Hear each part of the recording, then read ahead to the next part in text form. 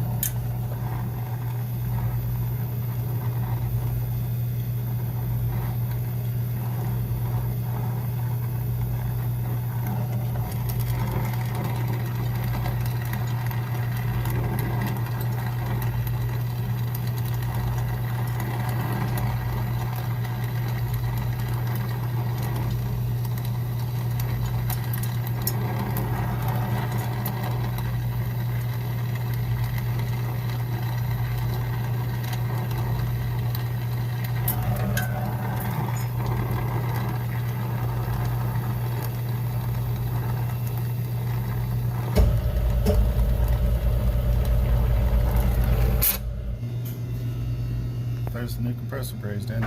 The model 666 compressor. Electrofreeze likes to use these odd setups over here. It's pretty nice. Got it mounted in with one screw. Just gotta do the wiring. This is the start relay for the 666 compressor. You can see that it's an all-in-one unit. Hooks to all three pins. It uses a current relay. It uses a capacitor. And does not contain an overload device. Look at the little pin moving, you see? That's just a pin stuck through to the common terminal. There is no overload inside this device. here the compressor says thermally protected. You ever seen a compressor this size with a built-in overload? So either 666 compressors are inherently superior to all of their brethren because of their internal overload, or this is just running unprotected. Either way, super satanic. All about that life. There, that is all wired up. Gonna put our Schrader core back in here.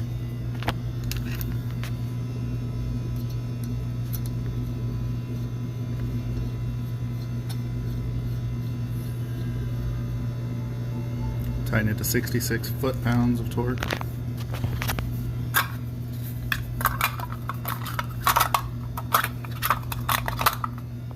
Looks good. So now it's time for the Houston, Texas pressure test. If you don't know what a Houston, Texas pressure test is, that's when you're so confident in yourself that you don't need to pressure test your work. And the requirements for being that good are either having 48 years experience working in restaurant equipment or being born in Texas. These are the only two ways that you can be good enough to do a Houston, Texas pressure test. It's possible that you might recognize this machine. You know, this is the one with the leak. You know, that day was a little bit of a hassle, and that day ended with this compressor being locked up because the evaporator fan in the cabinet failed, and nobody did anything about it for a long time. So this locked up from flooding. There's only one thing we can do now.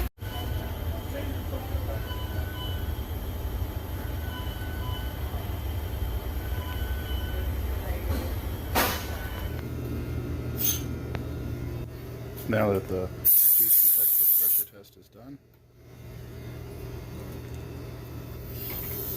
go ahead and charge it up.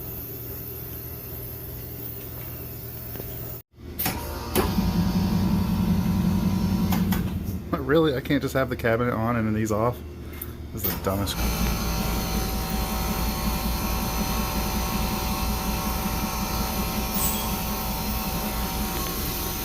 So we'll just charge this in with our low side pressure because you know high side. Hold back. Heel back. Narrow back, heel back. Narrow, do a little back. Tell us what we did wrong later. We don't ask for permission. We ask for forgiveness. It's the religious way to do it. Sight glass isn't clear. You aren't supposed to charge a 134A system by the sight glass. They've stopped putting sight glasses on them because of people doing this. She good to go now. Mostly. No, I did not clear the sight glass. You'll always overcharge one of these if you clear the sight glass. That's why they stopped installing sight glasses.